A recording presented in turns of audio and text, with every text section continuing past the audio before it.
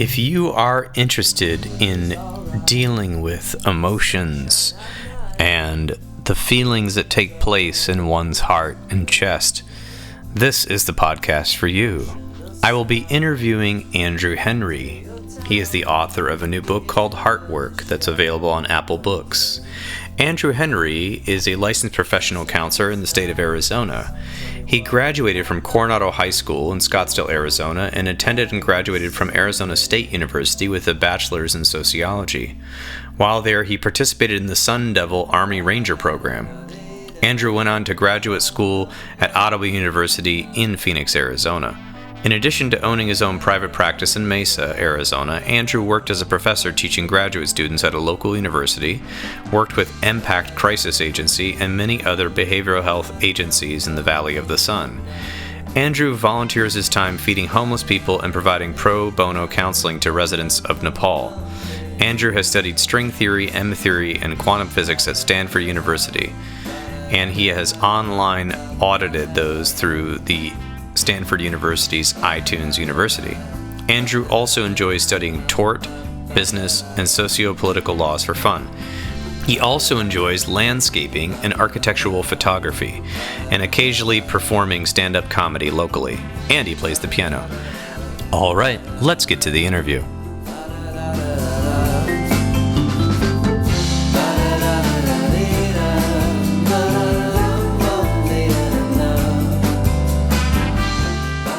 Welcome to the Intentional Clinician podcast. Today's guest is Andrew Henry, licensed professional counselor, and we're going to have a brief conversation about his new book, Heartwork. Thank you for being here, Andrew.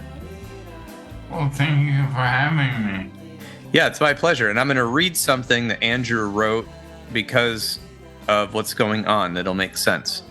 Heartwork by Andrew Henry, LPC.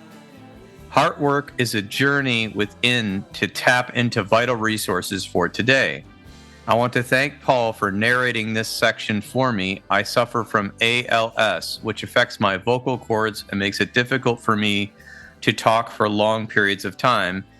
Thank you, Paul, for helping me get the word out about my new book, Heartwork, which is now on Apple Books. Many counselors treat depression and anxiety by attempting to locate the root cause and process those feelings. While there is nothing per se wrong with this approach, I submit that there is a kinder and self-validating way to calm the worried mind while boosting higher reasoning. My book demonstrates 6 case studies in which my use of Heartwork technique from many different walks of life over the last 1.5 to 2 years. Heartwork is currently available on Apple Books. I'm available for comments and or questions at counselingbyandrew@gmail.com. That's counselingbyandrew@gmail.com. Respectfully, Andrew Henry. Okay, thank you for writing that, Andrew. It's my pleasure to read it. Absolutely. Thank you for reading it. Yes. And listeners can listen back. Andrew's written a few other books, and you can hear us talk about those in previous episodes of The Intentional Clinician by putting in his name and The Intentional Clinician, and you will find it. So is there anything you want the listeners to know about your book or anything else right now that you want to say? Sure. So, in arriving at this technique, pardon me, I discovered that when a person closes their eyes and connects with either their higher power or nature and brings it to their heart for 3 minutes, it actually calms their amygdala, which is the ancient brain. Let me take a sip of water here. I do apologize. Sure, no worries. And so, yeah, in your book, you're talking about how the amygdala, you said in the book, is that the fight, flight, freeze kind of response is going on. And then And so you want when people do the 3 minutes of the heart work, then basically what's happening, and you can explain that a little bit if you can, about what happens when you work on your heart for the 3 minutes. So what that does is it relaxes the amygdala, which is the ancient brain. Yes. Either flight or freeze or fawn. And what can occur is if that's not calm, a person goes through life worried that whatever they face is a threat or violence or issue or hatred or such, and it might not even be the case, but the brain is geared towards that. Yes, and you did talk about that in the book at length, and including the story about the Sufis. And I won't tell the full story, but everyone was scared of a lot of monsters, and then they found out that it was just a fruit that they had not seen before. That was a large fruit. And so you took a lot from that to show that sometimes we need to connect with the prefrontal cortex, which contains a higher reasoning, and with the heart and the wise mind, which you talk about extensively in the book. And you even were mentioning that a lot of people, the prefrontal cortex isn't even growing until the ages of 22 to 26. So a lot of young people don't have that ability to really get in touch with that, unless maybe an older, wiser person may be helping them with that. They're kind of reliant on that.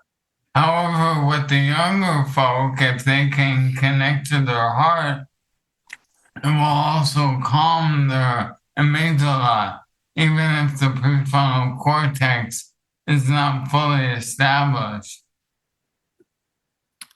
Okay, well, that's good to know. Yeah, so it will calm their heart. And you say you don't have to become a nun or a monk to get to this point of heart work, and you pretty much go direct to it, don't you? Yeah. I don't like to beat around the bush with my books, and that's why they're short. I intentionally put them out there for people who want to get material and get going. Yeah, you want to help people right away. Yeah. So that's good. There was a quote that you reflected on in the book, because you talk about the technique, but I think it's probably something people need to meditate on. I can't just teach you the technique in a podcast, but there was this quote you said that you got from Joseph Campbell. Nietzsche was the one who did the job for me. At a certain moment in his life, the idea came to him of what he called the love of your fate. Whatever your fate is, whatever the hell happens, you say, this is what I need. It may look like a wreck, but go at it as though it were an opportunity or a challenge. If you bring love to that moment, not discouragement, you will find the strength is there. Any disaster you can survive is an improvement in your character, your stature, and your life. What a privilege. This is when the spontaneity of your own nature will have a chance to flow. Then, when looking back at your life, you will see that the moments which seem to be great failures followed by wreckage were the incidents that shaped the life you have now. You'll see that this is really true. Nothing can happen to you that is not positive. Even though it looks and feels at the moment like a negative crisis, it is not. The crisis throws you back, and when you're required to exhibit strength, it comes. Joseph Campbell, Reflections on the Art of Living. And that does seem to be really corresponding well with your heart work. Is there anything you wanted to say about that? Yeah, one of the things I would like to add is in my own life, dealing with ALS, which has changed my ability to speak very clearly and have a lot of energy for my practice. One of the things I've had to learn is patience within myself.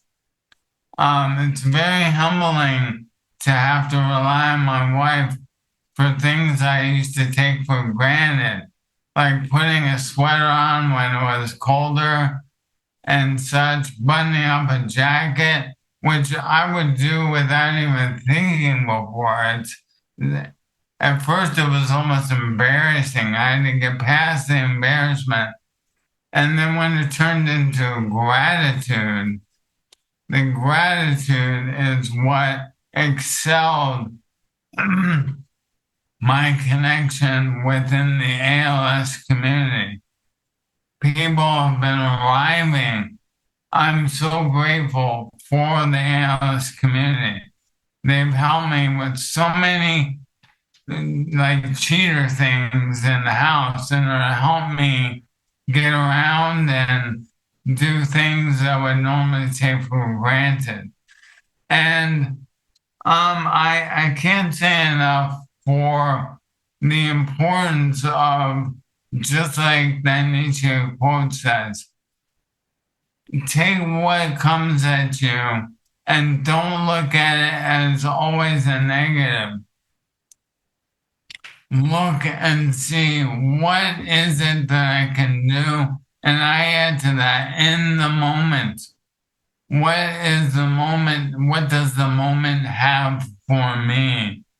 And, you know, our society so much says, oh, look forward. You have to plan ahead or else you're going to fall flat on your face. I say there's nothing wrong with planning. It's important to plan. Do that and then return to the present moment. Be present with what you're doing and you'll be more in touch with what is and not what should be or could be.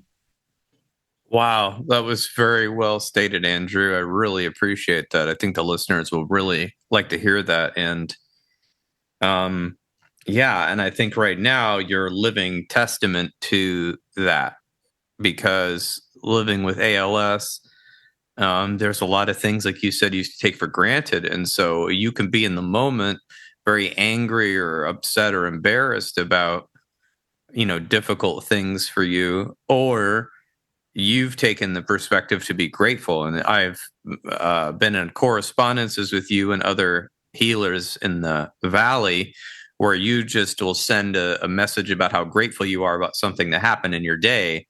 And I feel like that's something we all need to be doing. And I really appreciate your honesty about that.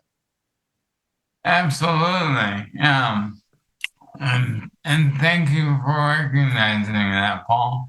Yeah, absolutely. I'm glad to recognize it.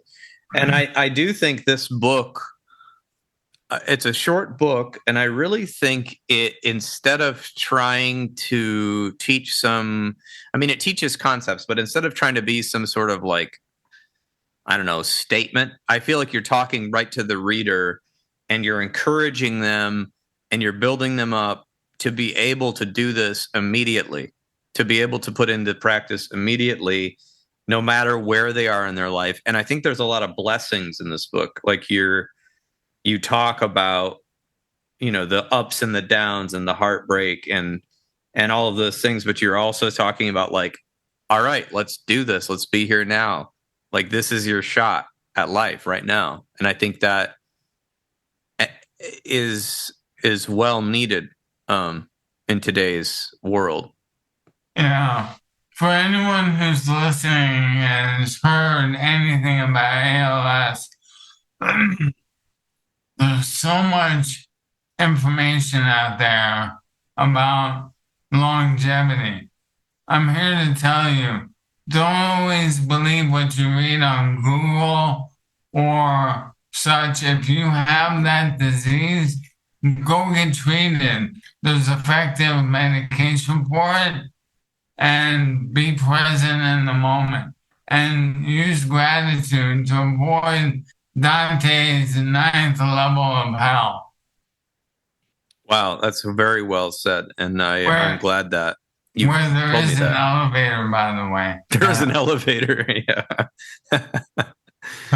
Oh gosh, yeah. I remember you've got a the comic inside of you as well. Well, thank you. Yeah. Um, the one thing you said in the book was interesting because you talked a lot about darkness and difficulties. You said, "Don't fear darkness. It may represent a learning step or phase." So, sort of this higher perspective you're taking in the book. Yeah, I think darkness and light are two dialectics. Mm-hmm. They're real, and there's nothing wrong to go through the darkness to learn. But if you imbibe just the dark, you might wonder, well, what is it like in the daylight? What does the sunshine feel like? Mm-hmm. Go get some vitamin D, metaphorically, and Yeah, literally. and literally. Very good. You also quote, just for people that are interested, you also talk about Andrew Lloyd, PhD, the book The Healing Code, and also Michael Singer, the book Untethered Soul. Yes. Did you read those books recently, or are these old favorites? No, I read both of them. I was reading them at the same time, ironically enough. And there was a concept that was really strong with both of those books. It was unblocking one's heart. Each of them took various paths on how to do this. I thought, wow, I wonder if a person just simply connects with their higher power and or nature, shines that on their heart for a period of 3 minutes for 3 days. I'm getting into the technique now, which I don't mind. They will achieve what I'm suggesting people do. And if the world will do this, which is a tall order, but I'm not here believing that it will happen. But I'm not discounting that. I'm open to that. If the world would just relax their amygdala a bit, restore high reasoning, and empower their heart, booyah. Yeah. And the whole world would get along better. In my humble opinion, there would be less war, strife, animosity, hatred, less unrealistic hope. Realistic hope, where there's action. Yes. Yeah. Absolutely. A lot of our problems interpersonally come from being hijacked and angry and frustrated, and then it just kind of breeds like a virus, spreads like a virus. I like your work with that new hotline that you're putting together, my friend. Oh, thank you. Yeah, the National Violence Prevention Hotline. We're trying to help extinguish some of those fires by helping people calm themselves down when they're homicidal, or the family or friends notice that they're worried about them becoming homicidal. So yeah, that's one way to do it. And I think the hard part about this, Andrew, is that it's so simple, the Heartwork you're suggesting, but it takes action, it takes time, and not even much time, but it does take the ability to have meta awareness and a perspective that I do think is difficult to have when you're having a really tough life. I think it's tough for people who've had a tough life to get there. So that's why I think it's like, can you simplify this? And that's why I like the book, because it's so simple. You could teach it to somebody in an hour, the practice. And I do think it can make a big difference. And I like the case studies in here. I'll leave that for people to read on their own, but it's on Apple Books. So yeah, I included 6 case studies, all a little bit different. The last one includes a great reference to if you're going through life and you're using this technique and something negative comes up, isolate where you feel in your body. Thank that part of your body for recognizing that, and then just see what happens next. I like that. Just seeing self-validation. Yeah, it's so important. Oh, sorry, Dr. O'Brien. Oh, you're fine. You're fine. I wasn't sure what you were going to say next, but yeah, I think the self-validation is very important. Okay. And just, I like how you're just very much trying to embrace the moment you're in. Yeah. I can see that through the work. Yeah. So, I think that, today's interview is more of a short interview, due to, various factors. We discussed that. I think really I'm going to put the book link in the show notes, your email for people, because people could email you questions. You're Absolutely. open to that? Yeah. Okay. Mm-hmm. Good. What do you feel like? Is there one takeaway you want to say to the audience, that maybe something from your heart that you wanted to say? A takeaway I would like people to consider is that in the 20 years of therapy that I've been providing to people in the Valley of the Sun here in Arizona, one of the things that I began to postulate within this book, what if we all have what we're searching for is already within us? I don't tell people what to believe. I don't tell people what natural thing that they need to connect to. It's their amygdala, it's their prefrontal cortex, it's their heart. You have it already within you. Put it to good work, put it to good use, and live a more comfortable, powerful life. Yeah, I can't think of anything better way to say it. I think that's it. And I think slowing down is part of this Heartwork, not to spoil it all, but slowing down to do the practice. And slowing down, I think when we're stressed out and we're upset about something, what we want to do is we want to fix it. We want to solve it. We want to speed up and get her out of it. And I think the hard part is slowing down and tapping into the things you've talked about. That is the way to hear what your heart needs. Yeah. So, I mean, that's what I got out of that's some of the things I got out of the book, were those as well. Great. So I really appreciate your time, Andrew, and writing this book and all of your time today. And I'm excited to put this episode out into the world. Thank you kindly, Paul. I'm grateful for your philanthropy and your realism. Thank you kindly. Thank you, Andrew. I appreciate that. I appreciate your authenticity and your open heart and the way that you want everyone to be able to access inner peace. Thank you. Be well. You too, Andrew.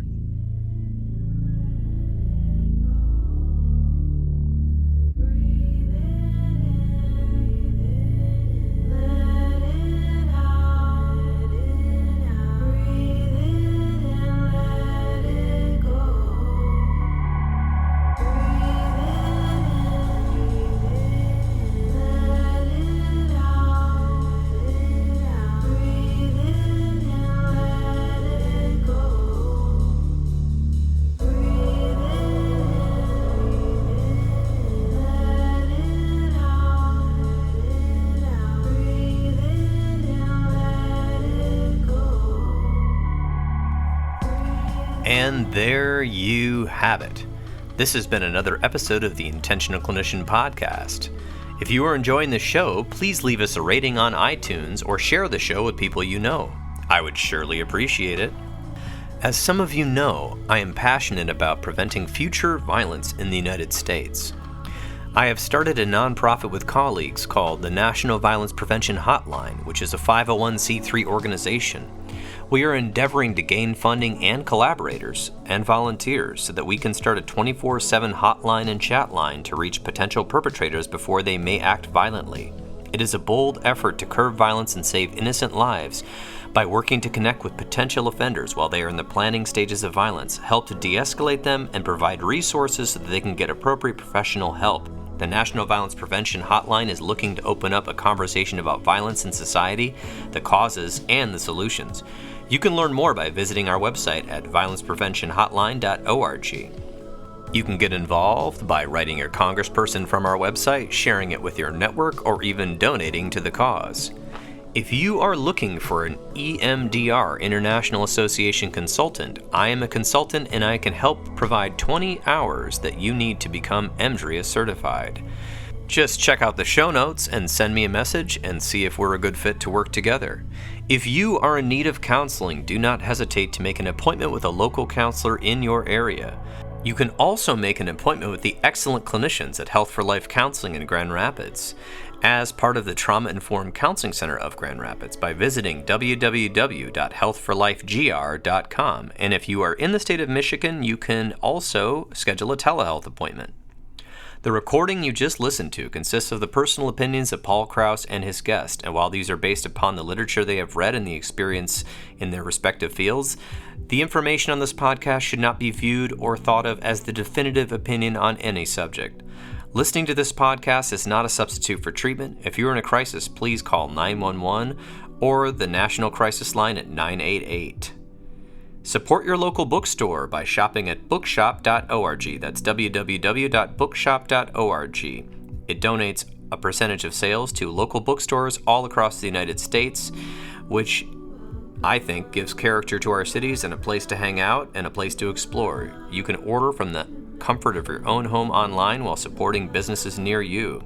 If you are a therapist and you are not involved in your local counseling or therapist or social work organization, please get involved to at least pay dues so that we can have lobbyists help keep mental health care accessible at the government level, and also expanding into schools and other places that need it. And also, if you didn't know, counseling organizations and professional organizations are working to keep us from becoming gig workers for a lot of large corporations who are coming in and trying to buy up local counseling agencies or basically pay you what they pay for people to deliver food to your house. So, get involved. Until next time on The Intentional Clinician, I wish you all a safe and peaceful week.